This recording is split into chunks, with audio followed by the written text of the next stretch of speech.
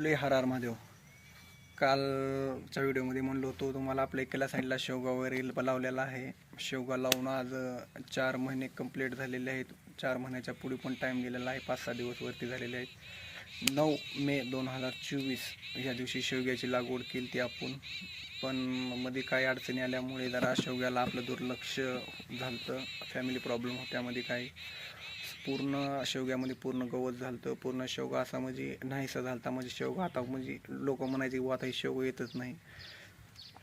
मग थोडा दिवस फॅमिली प्रॉब्लेम असल्यामुळे नंतर फॅमिली प्रॉब्लेम सॉल्व तर होतं त्याच्यात काय नाही, पण शेताकडं ध्यान मागच्या 2 महिन्याखाली दिलो.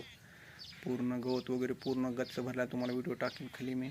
पूर्ण गवत वगैरे पूर्ण गवत झालं तर शेवगा दिसत नव्हता मध्ये. आता काय जरा शेवगा जरा आलेला आहे, ह्याच्यामध्ये व्यवस्थित जरा दिसत आहे शेवगा. 4 महिने कंप्लीट झालेले आहे शेवगा लावताना पण खूप साऱ्या अडचणी, पाण्याची अडचण, उन्हाची अडचण. भर उन्हाळ्यामध्ये शेवगा लावला होता आपण.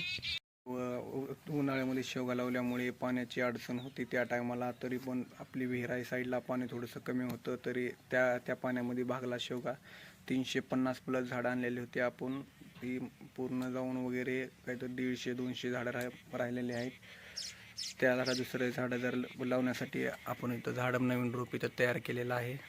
उन्हाळ्यामध्ये शेवगा लावल्यामुळे माणसं काय भेटत नव्हते शेवगा लावण्यासाठी, व त्यांना काय म्हणजे माहिती नसल्यामुळे ते म्हणायचे आपल्याला काय या शेवगा लावायची माहिती नाही. म्हणून स्वतः आमचे एक मित्र आहेत बलबीम भाऊ सोनकांबळे म्हणून, ते स्वतः आलते इथं.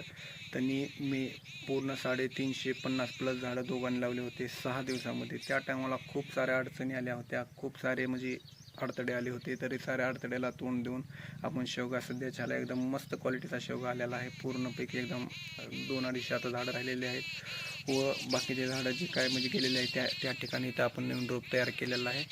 ती झाडं तिथं लावायची आहे. शेवग्याची ग्रोथ दाखवतो मी, काय पद्धती झालेली आहे, कशी आहे काय नाही. ते पहिलं कसं होतं आणि आता कसं झालेलं आहे तुम्हाला खाली व्हिडिओमध्ये दाखवतो मी. पहिल्याचा शेवगा कसा होता आणि आता शेवगा, सध्याच्या घडीचा शेवगा तुम्हाला दाखवतो मी. हे आहे सध्याच्या घडीचा शेवगा. 350 झाडं लावलेले होते. 350 झाडापैकी 200-250 झाडं राहिलेले आहेत. 100 झाडं डेड झालेले आहेत. तरी शेवगा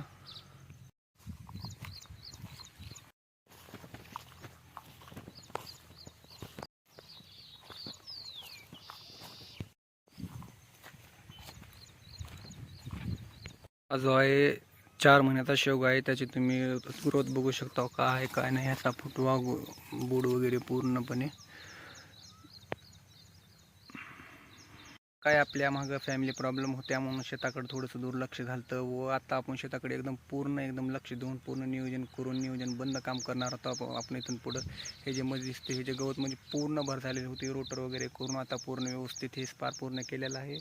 मधलं थोडासा पाऊस पडल्यामुळे चिखल असल्यामुळे आपण गवत काय काढलं नाही, व आता हे जे गवत काढायचं आता चालू करणार आहोत 1-2 दिवसामध्ये. बाया वगैरे लावून असता मी स्वतः काढीन, काय प्रॉब्लेम नाही. जर बाया नाही भेटल्या तर स्वतः काढीन मी. जसे दिवस जात आहेत तसं मी शेतातून म्हणजे बरंच काही शिकत आहे. नवीन गोष्टी, नवीन जे आपल्याला माहीत नाही त्या गोष्टीची मी माहिती करून घेण्याचा प्रयत्न करत आहे. आपल्याला म्हणजे बघायला गेलं तर शेतीतली अजून काय सुद्धा माहिती नाही, म्हणजे थोडी देखील बिलकुल माहिती नाही आपल्या शेतीतली. आपण समजा त्या अनुभवानं समजा त्यांना विचारून आपण समजा अनुभव घेत आहोत. अनुभवातून आपण गोष्टी शिकत आहोत सर्व काही, आणि आपल्याला शेतीतून म्हणजे पुढे जाऊन खूप काही शिकायचं आहे. खूप काही म्हणजे माहिती घ्यायची आहे पूर्ण शेतीची. शेवग्याची कंडिशन पूर्ण बघितलेली आहे कशी आहे काय नाही. तर आपण आता इथून आपलं पूर्ण लक्ष देऊन पूर्ण हे करून पूर्ण एकदम व्यवस्थित त्या जे काही त्यांचं ट्रीटमेंट आहोत त्यांना आपण इथून ट्रीटमेंट चालू करणार आहोत.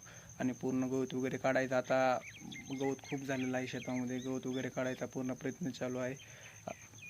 व्यवसायातून आपल्याला बरंच काही शिकायचं बाकी आहे. जे काही आपल्याला म्हणजे पूर्ण गोष्टीची अजून आपल्याला माहिती नाही, बरंच काही आपल्याला शिकायचं आहे. तिकडं आपला पोल्ट्री फार्म आहे साईड, त्याच्यामध्ये लिंबू लावलेले आहेत. आणि जणू करून तुम्ही आता बघितलं समोरच्या साईडला शेवगा लावलेला आहे. अजून मध्ये काय आपल्याला बरंच काही नवीन गोष्टी करायच्या आहेत, शिकायच्या आहेत.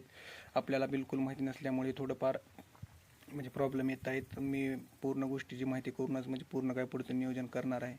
काय करेल मी पूर्ण एक व्हिडिओ व्यवस्थित पद्धतीने हे करून तुम्हाला सांगण्याची करेल, व तुम्हाला दाखवण्याची कोशिश करेन. कसं आहे काय नाही, काय केलेलं आहे, कोणत्या पद्धतीनं करायला पाहिजे, कसं करायला पाहिजे, ह्या साऱ्या गोष्टीची मी तुम्हाला माहिती देईल.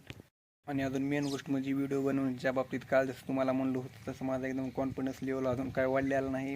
मला जसं जमत आहे त्या पद्धतीने व्हिडिओ मी बनवत आहे. पुढे चलून अजून छान ह्याच्यापैकी म्हणजे व्यवस्थित व्हिडिओ बनवायची कोशिश करेन व तुम्हाला बरंच काही म्हणजे नवनवीन शिकवण्याची हे करेन. मला जी माहिती आहे कमीत कमी ती तर शेती व्यवसायामध्ये बऱ्याच अडचणी येतात, खूप साऱ्या प्रॉब्लेम येतात. त्या प्रॉब्लेमला फक्त तोंड द्यायचं, पूर्ण गोष्टीची माहिती करून घ्यायची, मग नंतरच कोणचं पण जे काय काम आहे ते करायचं. त्यामध्ये बरंच काही शिकण्यासारखं आहे. नवीन गोष्टी रोज काहीतरी शिकायला भेटते. प्रॉपर तुम्ही जे काय माझ्यासोबत प्रॉब्लेम होतो त्याला काय माझ्यासोबत प्रॉब्लेम येईल मी तुमच्यासोबत ते शेअर करतो. कसं करायचं काय नाही, त्या प्रॉब्लेमला कसं तोंड द्यायचं काय नाही, प्रॉब्लेम होऊन मागं कधी सरकायचं नाही. प्रॉब्लेम होऊन मागं जो सरकल तो मेन लाईफमध्ये कधीच सक्सेस होणार नाही. प्रॉब्लेमला कधी पण तोंड देत राहायचं, प्रॉब्लेमला कधीच मागं सरकायचं नाही. जे काय होणार आहे ते चांगलंच होणार आहे. फक्त बस इतका विचार करायचा. Tata, okay, bye bye. व्हिडिओला इथं स्टॉप करतो.